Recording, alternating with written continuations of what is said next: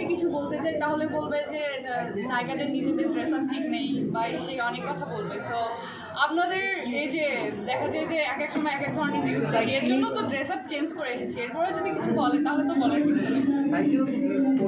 হ্যাঁ, স্বাধীনতা বজায় রেখে অবশ্যই সবাই করে, সবার অবস্থান থেকে সবাই করে।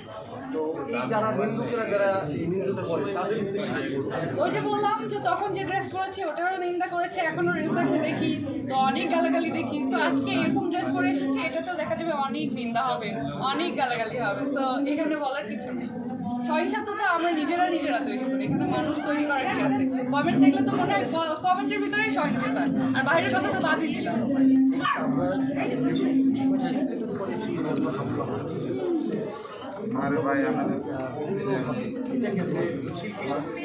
না, আর্টিস্টের ফ্রিডম থাকা উচিত। একটা আর্টিস্টকে যদি বলা হয় যে একটা গভর্নমেন্ট করতে হবে, সে তো করতে পারবে। তার যদি পছন্দ হয় করতে হবে, বা সরকার বলেছে করতে, কে না করবে?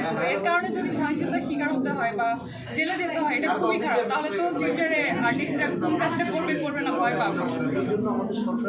একটু পিছন, তোমরা একটু পিছন। ওকে, মানুষ হিসেবে, আর্টিস্ট হিসেবে সবারই উচিত হচ্ছে ন্যায্য অধিকারটা পাওয়া। তো আমরা চাইবো যে সব কিছু বিচার বিবেচনা করে তারপর জাজমেন্ট করার পরে যদি আদালত বা জেল হয় তাহলে ঠিক আছে।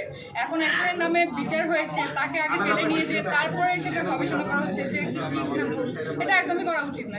এই যে তাকে জেলে না হলো, তার যে মানসিক অবক্ষয় হলো, এটা কে ঠিক করবে? দায়িত্ব কে নেবে? তো আই থিঙ্ক এটা রাইট। কারো কোনো প্রশ্ন আছে? ঠিক আছে।